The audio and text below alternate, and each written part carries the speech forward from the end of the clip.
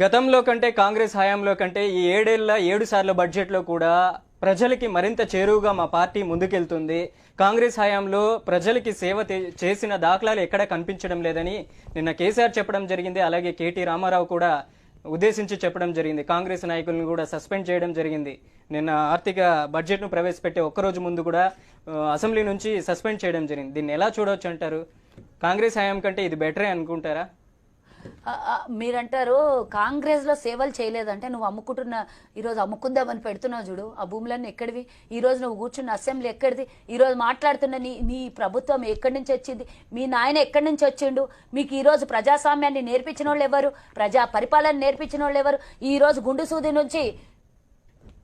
సూది నుండి ఏరోప్లేన్ వరకు తెచ్చింది కాంగ్రెస్ ప్రభుత్వం.